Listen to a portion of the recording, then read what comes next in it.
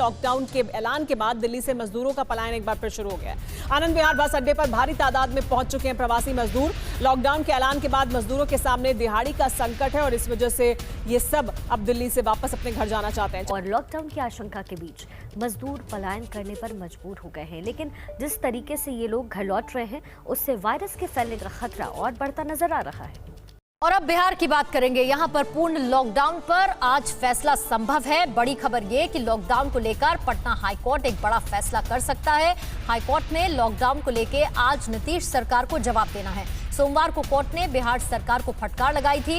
ये कहा था कि ऐसा लगता है पूरा तंत्र ध्वस्त हो चुका है। ये पटना हाईकोर्ट की तरफ से टिप्पणी की गई थी और आज फैसला बड़ा लिया जा सकता है। बिहार को लेके बढ़ते हुए कोरोना केसेस के बीच में पूर्ण लॉकडाउन पर आज मुमकिन है कोई फैसला आए। लॉकडाउन को लेके पटना हाईकोर्ट ये बड़ा फैसला आज ले सकता है पूर्ण लॉकडाउन को लेके, जिसमें आज नीतीश सरकार अपना जवाब दाखिल करेगी। नीतीश सरकार को पहले ही फटकार लगाई जा चुकी है कोर्ट की तरफ से। बढ़ते हुए लगातार केसेस सामने आ रहे हैं बिहार में और ऐसे में पटना हाईकोर्ट की ये टिप्पणी, पटना हाईकोर्ट का कहना कि ऐसा लगता है पूरा तंत्र फेल हो चुका है, ये अपने आप में बता रहा है कि बिहार के हालात किस तरह के हैं। और पूर्ण लॉकडाउन को लेके आज फैसला पटना हाईकोर्ट ले सकता है। लेकिन जो फटकार लगाई गई हाईकोर्ट की तरफ से, जो टिप्पणियां की गई, क्या कुछ नीतीश सरकार को कहा गया, क्या ये जरूरत आन पड़ी, बिग वॉल के जरिए दरअसल समझ लीजिए आप। ये कहा गया हाईकोर्ट की तरफ से कि आदेश के बाद भी मरीजों के उपचार की सुविधा क्यों नहीं बढ़ी है। ये बहुत बड़ा सवाल हाईकोर्ट की तरफ से उठाया गया। हाईकोर्ट ने यह भी कहा कि ऐसा लग रहा है कि पूरा तंत्र ध्वस्त हो चुका है। जाहिर बात है बढ़ते हुए केसेस के बीच में ये टिप्पणी बहुत अहम हो जाती है।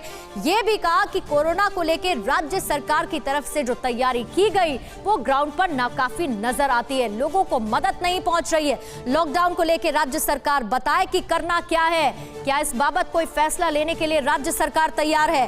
राज्य में ऑक्सीजन आपूर्ति के लिए कोई ठोस योजना नहीं है, ये भी हाईकोर्ट ने कहा, क्योंकि जगह जगह दर दर लोग भटकते हुए ऑक्सीजन के लिए नजर आ रहे हैं। बेड और वेंटिलेटर की कमी को दूर करने को लेके भी काम नहीं हुआ है, ये भी कहना है, क्योंकि बेड और वेंटिलेटर की कमी से भी लगातार बिहार जूझ रहा है। और इसके बाद पटना हाईकोर्ट आज इस बाबत बड़ा फैसला ले सकती है और हो सकता है कि लॉकडाउन को लेकर भी ऐलान कर दिया जाए। तो संकट जाहिर बात है कि बहुत बड़ा है, लेकिन देश साथ में लड़ रहा है।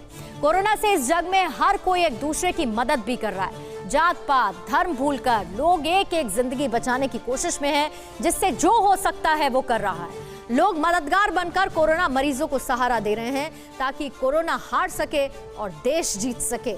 ऐसे ही मददगारों और कोरोना वॉरियर्स की तस्वीर आपकी टेलीविजन स्क्रीन पर है। ये देश के रियल हीरो हैं।